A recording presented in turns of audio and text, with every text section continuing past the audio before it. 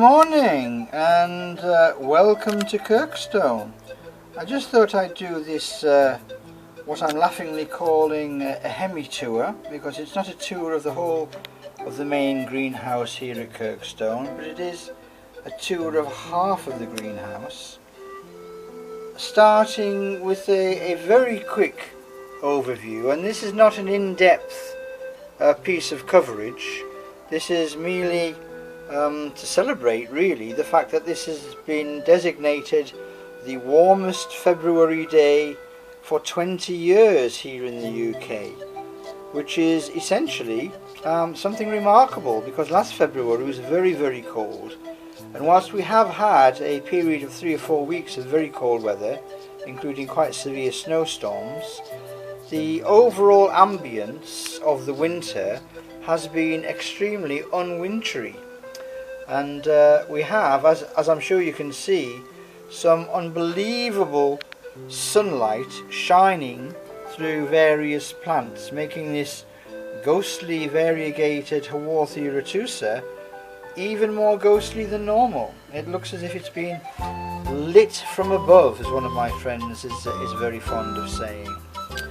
So what I thought I would do is really not spend too much time, because I know everybody's busy, just having a look at half of the greenhouse and having a very brief discussion really about what's going on. Now, this is not an official YouTube video. This is not going to be part of one of our in-depth studies of particular plant groups. This is merely a quick update of planning really, and future planning. So we have I should pan back really, shouldn't I? We have the plants which all used to be Haworthias, that section of the Liliales that were called comfortably for many years Haworthias, and now of course have been split into those 3 subgeneric level groups. The harder leaved, bigger growing Haworthias, which were previously plants which we knew as Margaritifera, Pumila, Minima, and all the rest of them have all been segregated off into Tulista a few years ago. And we have some Tulista here, a couple of new ones. This is Tulista cultivar Pumila Emperor.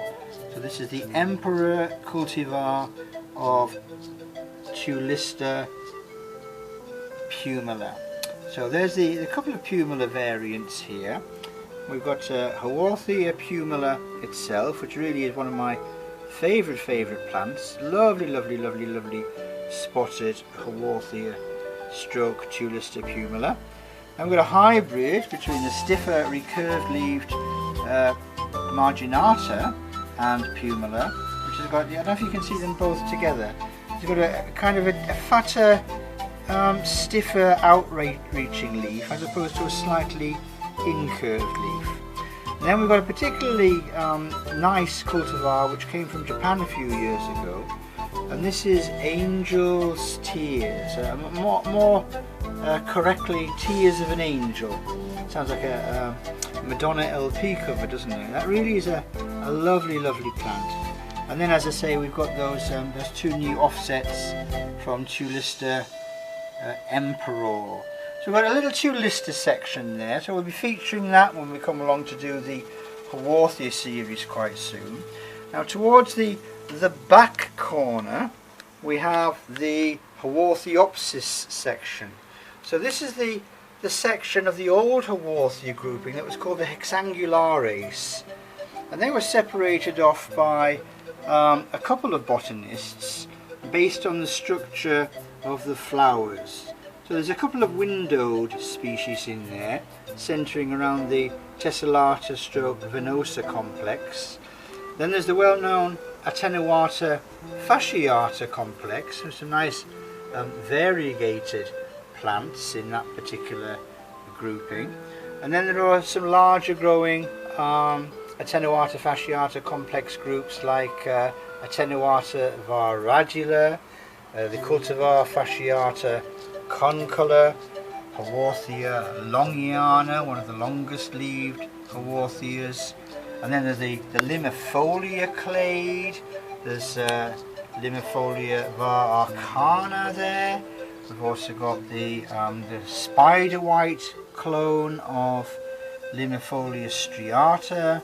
We also have a nice variegated Limifolia there. So there's quite a lot going on in the Haworthiopsis section. Obviously I don't want to cover everything and steal my own thunder for the official Haworthia video when it comes out.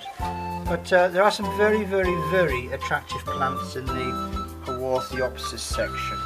At the Tulista section we've covered briefly, and then the rest of the collection are essentially the plants built around the Truncata Morganii complex, and we have a few of those with hybrids with different species,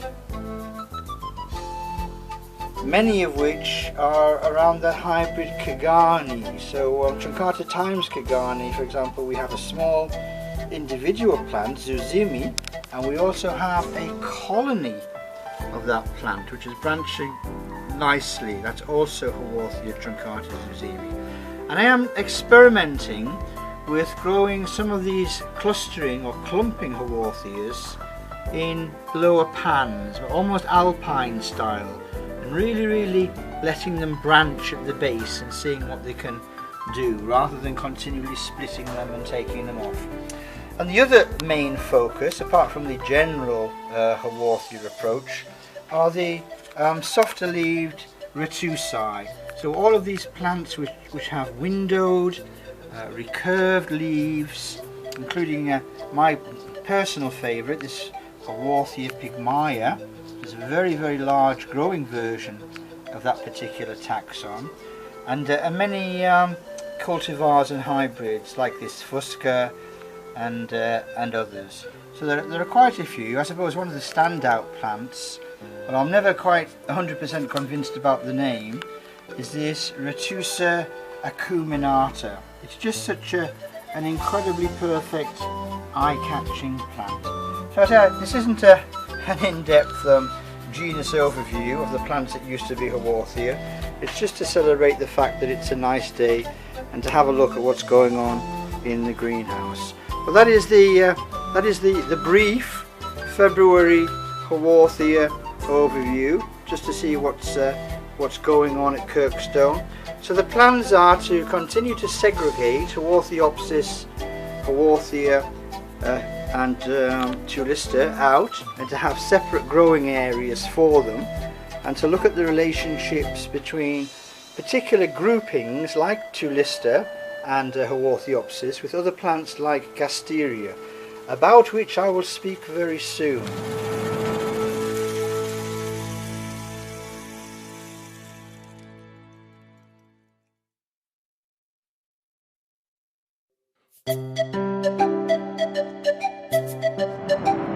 And welcome to the first flying overview that introduces us to the Haworthia series. It won't be very long, but I'm taking advantage of the sunshine, just kind of really showing you the size of the collection before it starts to really grow and to expand.